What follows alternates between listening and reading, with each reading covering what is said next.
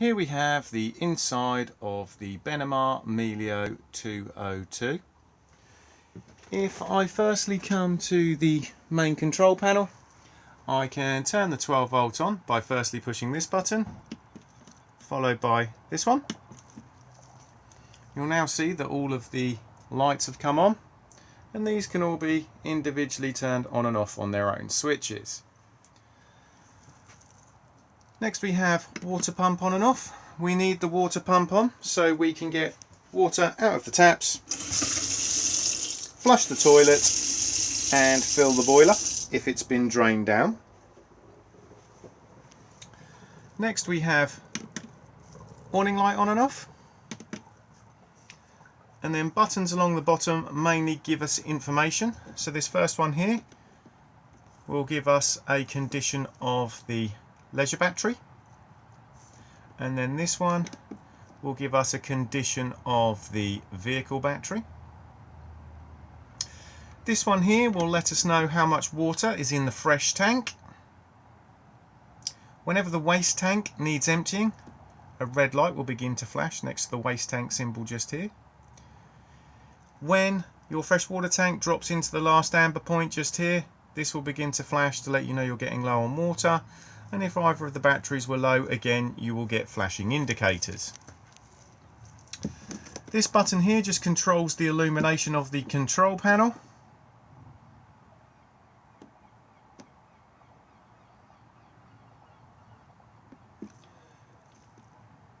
This light here is just indicating that we're currently connected to mains electricity. And a light will illuminate just here where my finger is when the engine is started, to let you know that the alternator is charging both leisure and vehicle batteries. To view this, these two buttons do need to be turned on. If I now move across, we will come to the Truma control panel for the heating and hot water. To turn the control panel on, just press the button here. And you'll see a series of icons appear, and as I rotate this button they will begin to flash. If we start with the first icon just there, this one is for your heating. So if I now click on it, heating is off, and all I now do is just rotate the button to pick whatever temperature I would like it to be inside the motorhome, and it will go right the way up to 30 degrees. So once decided, just press the button to store it in, and you'll now see a flame has appeared above. That little flame there just represents the heating system, and it's just letting you know you've set a parameter. Whenever the heating is in operation, the flame will begin to flash, and it will continue to flash until it's achieved the temperature you have asked. If I now move across to the next icon, this one here is for your hot water, and again you'll see it's off at the moment. And if I rotate, we can heat hot water to about 40 degrees. If I rotate again, we can heat hot water to about 60 degrees. And if I rotate again, we can also perform a boost on the boiler. The boost is very handy if there's going to be more than one of you having showers in quick succession of each other, or if you just want hot water a bit more quickly. If you do perform the boost and the heating's running, it will turn the heating off as it needs to use the extra power to do the boost. And again, the icon will continue to flash until it's achieved the temperature you have asked. Next, we have power source selection. So at the moment, to do the heating and the hot water, I am using mains electricity using 2 kilowatts, indicated by the 2 lightning strikes just up here. If I now rotate the button, I can lower the power consumption to 1 kilowatt, which is very handy if we're on a low amp site to try and avoid tripping. If we have both power sources available to us, we can run in dual fuel, so we can run on a mixture of gas and mains at 2 kilowatts, or a mixture of gas and mains at 1 kilowatt. These two settings are very handy, especially in the winter months if you want to get up to temperature nice and quickly. It will only consume gas as it's required. And then lastly, if we have no main supply connected, we can solely run on gas.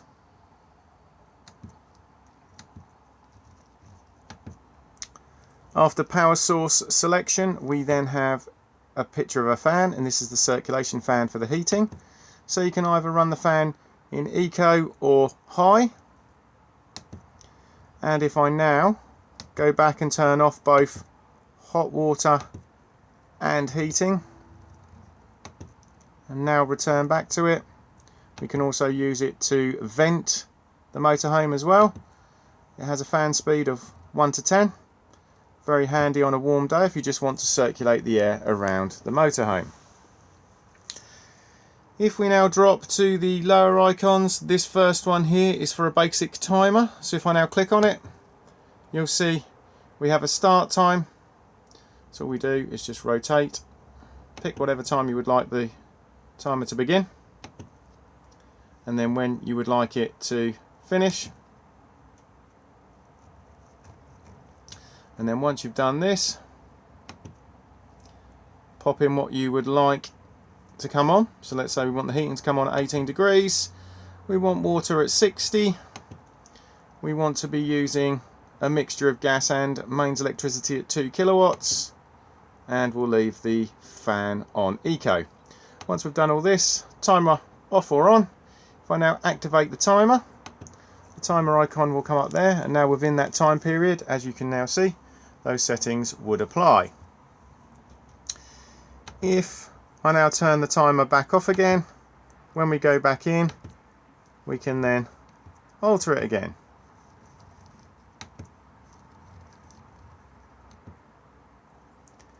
Next we have clock set.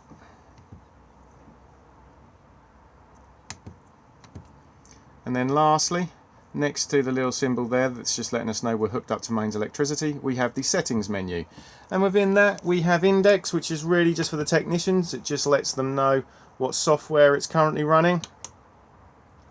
Brightness of this screen. Language. Full factory reset. And offset just for the thermostat down there. So if you don't think it's quite correct, you can just slightly alter it by a few degrees. From time to time, these control panels may throw up error codes. They will usually be something relatively basic. So if you're trying to run, say, your heating or your hot water on mains electricity and you're not connected or you've tripped, it's going to notify you on the screen that you have no main supply. Same being if you're trying to run on gas, your gas isn't turned on or it's depleted. An error code will appear where my finger is here as a warning triangle, and then if you click on it, it will display letters and numbers, and then within the manual, or if you Google it, it will tell you what the problem is. Like I said, 9 times out of 10, if it's something relatively basic, as soon as you rectify the problem, the error code will just automatically disappear. If that's not the case, just go back to the warning triangle and double click on it, and then it will sometimes say no error and disappear. If this doesn't work, if you still have anything running like I have at the moment just up here, just make sure that it's all turned off, because the control panel can reassess a lot faster when it's not trying to do lots of things at once. If you still have an error code after this, I always suggest the good old-fashioned turn it off, turn it back on again. And the way we turn this off is just by holding the button in until it says off. If when you turn it back on you still have an error code, I always then suggest just doing the factory reset, because sometimes that's all these control panels require. When either the heating is on or the vent is on, you can control the airflow just down here, just by sliding this backwards and forwards, and it will then shut off or open up some more of the vents in the motorhome. If I now slide the table out of the way for a second and I just remove the cushions, if I now just for a second just slide this section out of the way, which is what you would do if you wanted 2 travel seats, and I now just lift up, we have the Truma combi boiler just here. To drain the boiler down for winterization, it's all just done on the valve just down there with the blue diamond sitting on the top of it. These particular drain valves are automatic, so if it's in the closed position and the temperature inside the motorhome drops below about 3-4 degrees, this valve will automatically open to drop all the water out of the boiler to frost protect itself. If you are going to manually drain it down, firstly make sure that the water pump has been turned off, and then come to the blue diamond and twist it, and when you twist it, that little blue circle at the bottom of the unit will pop out.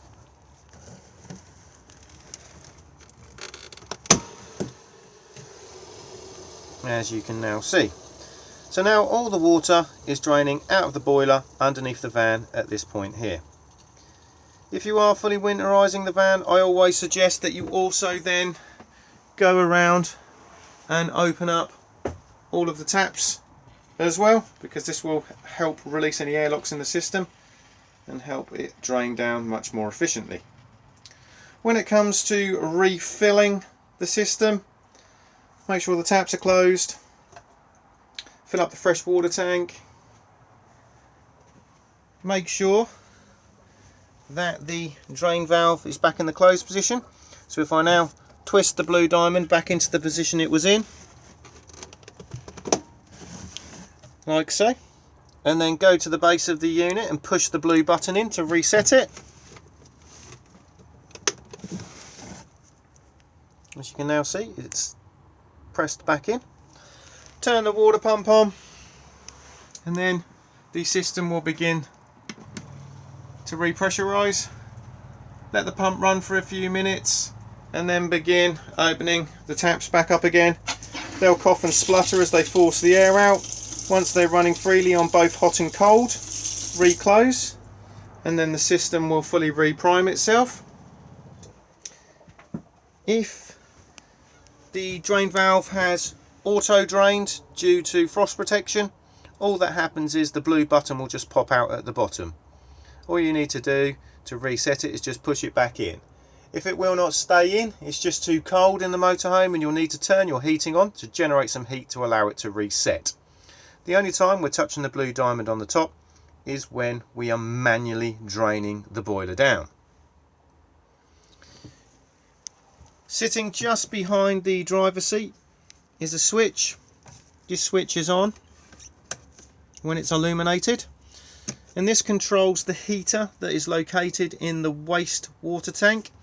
So if you are using the motorhome in extremely cold climate, you can pop this on to avoid any frost damage occurring to the waste tank. The fresh water tank does not have a heater in it because it is an internal tank, and if I now just remove the cushions here, I can show you it.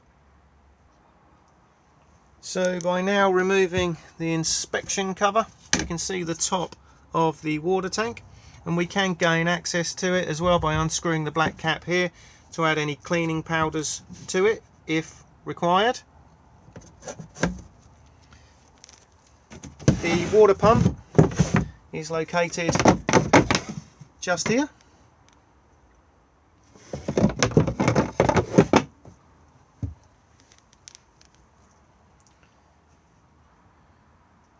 When in the L-shaped lounge formation, this brown cushion is used.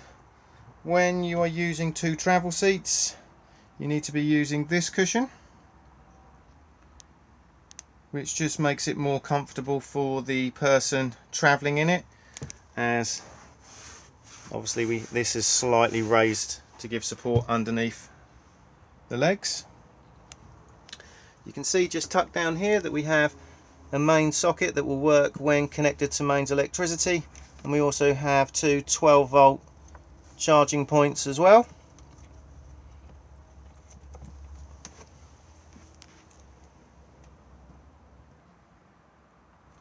If you are either running your heating or your hot water on gas, this window here cannot be opened. If you do, it will force an error code on the control panel up here. because the flue for the boiler sits underneath this window. So if I now just slide up the fly screen, you'll see a pressure switch just here, and if I now just open the window, you will see that as I open it, the pressure switch just pops out to cut the boiler off to avoid any carbon monoxide poisoning.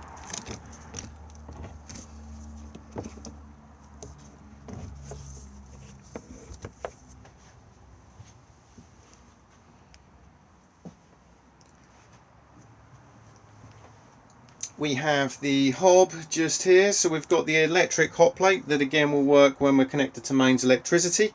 It just operates here. Red light comes on to let you know it's in operation. And then we have the two gas rings. To ignite, just push in, twist and push the igniter.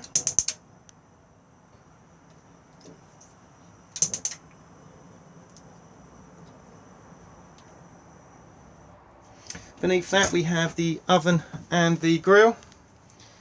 Push in to the left for the oven.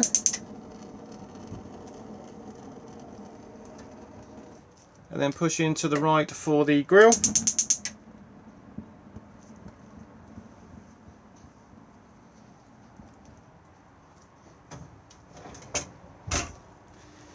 The gas isolation taps for all the appliances are located just in this cupboard here. Top one is for the fridge. Then we have heating and hot water, and then at the bottom we have the cooker and the hob. They are all in the on position, and quite frankly they can stay like that. I always say if you do smell gas in the motorhome, go to the source and turn the gas bottle off. Microwave just here, and again, like the hot plate, will work when connected to mains electricity. It's always advisable to remove all of the contents for travel. You'll see that we have the power setting just here, and then we just turn it on and control the time just here. Beneath that we have the fridge freezer on and off just here. This is an automatic fridge freezer, so as long as you are on A for auto, it will find the best power source it can for you. So because we're currently hooked up to mains electricity, it's put us onto mains with the little picture of the 2-pin plug just here. If I was now to remove the mains lead, it would then automatically attempt to fire itself up onto gas, and as soon as we start the engine of the motorhome, it will then automatically go over to 12 volt maintain to keep itself cold whilst on the move. As you can see, the display will disappear after a few seconds. You can see it's still on by the little green light there, and if I just tap the on off button, it will re-illuminate. If I now press here, I can take it out of auto and manually put it onto main supply.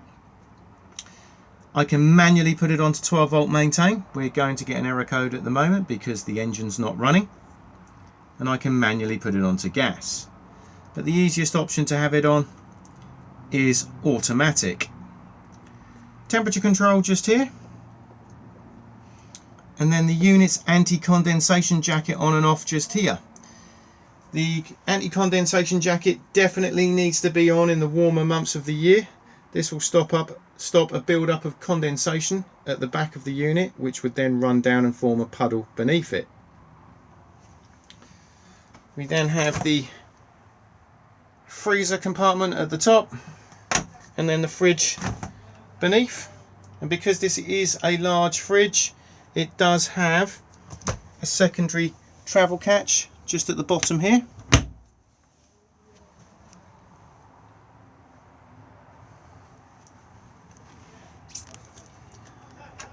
Wardrobe just here, and in here is the digital amplifier for the television aerial on the roof.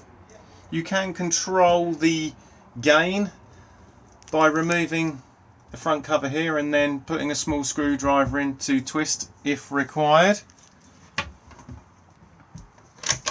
And if I now come round to the television itself, turn it on in a normal way. This is running 12 volt just up there, so it will work even if you are not connected to mains electricity.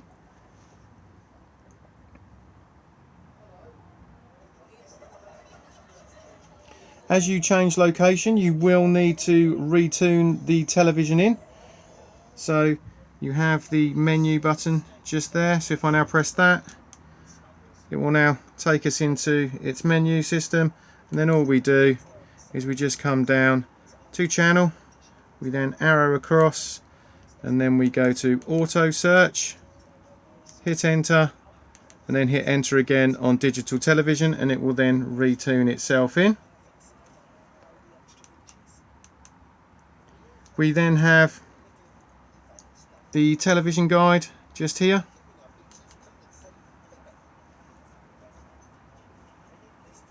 And again, just navigate on the arrows and then just hit OK to pick whatever channel you want to watch.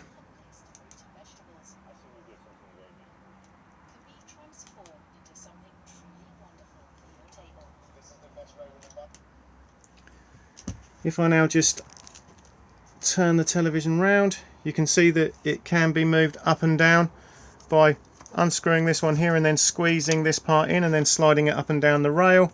We can also tighten up the swinging arm just here, and then when we're stowing it we have this part just here which will then clip it back into place.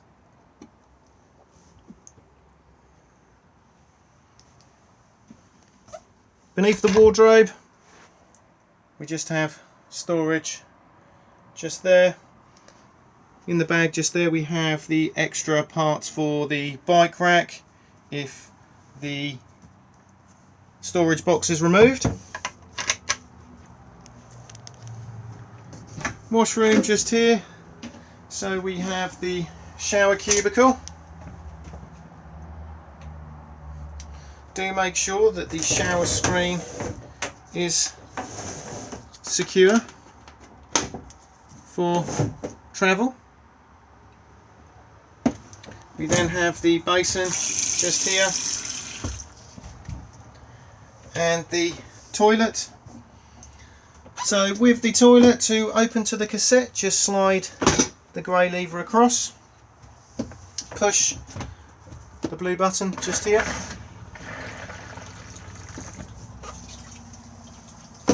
and then close the cassette back up again. If this is left open and you try to remove the cassette from the outside, it will not come out. So if you do feel resistance, just make sure that nobody's left it open. Level indicator just here, so it will illuminate to let you know when the cassette needs emptying. And the light switch for in here is just tucked in the corner underneath the vanity unit just there.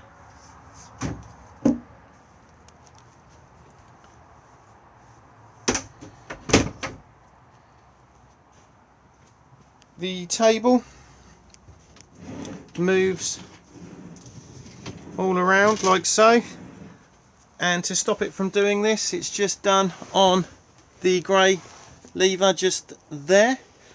All we need to do is literally just snap it across like so, and it will then hold it securely.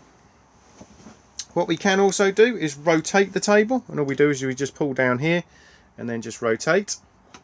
And then we can also lower the table to make the lower bed, and also to get the table out of the way if we're going to have the electric drop down bed in the lowest position. So if I now maneuver the table into the centre, because what we want to do is make it so it lowers itself and then drops onto these sections just here to secure it. So as you can now see, the table has been lowered fully and is completely out of the way. If we are going to be using the electric bed, we then just need to make sure that any of these cushions are all out of the way first, like so, and then also make sure that the television is fully out of the way, or otherwise as the bed lowers it will rip the TV rail out. So now if we're going to lower the bed all the way to the bottom, we also need to make sure that the lights that sit underneath it are all turned off. If you do not, you do run the risk of scorching any upholstery beneath it. So now if I turn the key and remove the seatbelt, you'll see that it lit up. Make sure that all of the lights do finish flashing before pressing any buttons. And if I now press the button just here, the bed will begin to lower itself.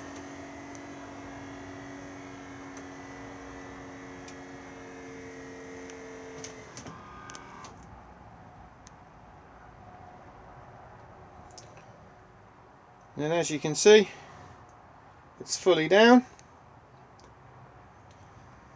And if I now push this button here, it will then begin to raise itself back up again.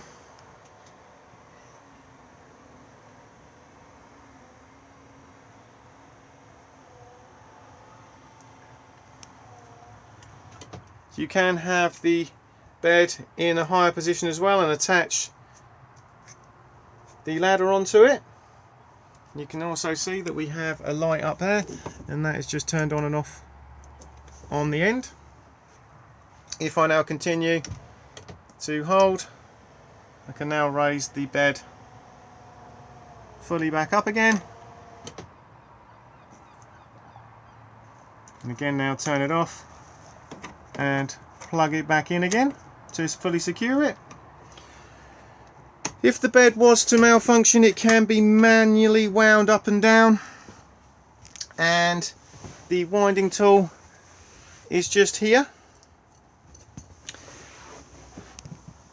The hole is located just about where my finger is here. You then need to insert the Allen key part of it into the hole and make contact, and then you can then wind it up and down just here. To make the lower bed, you need the brown infill cushion just there, and you also need to fold this section across just here.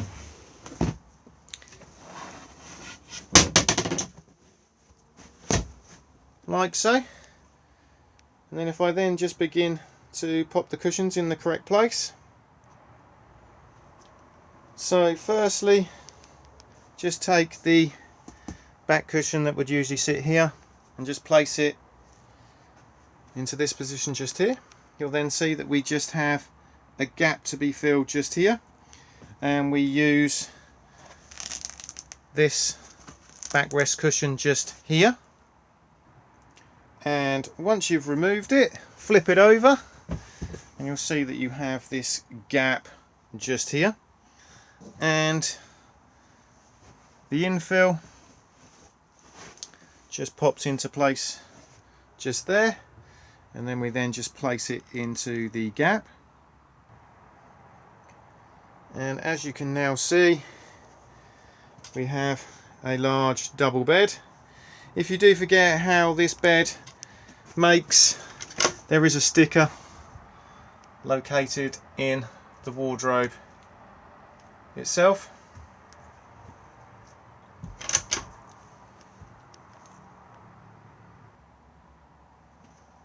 Whilst I still have the cushions off on this bench seat, if I lift up this side, you'll see we have storage.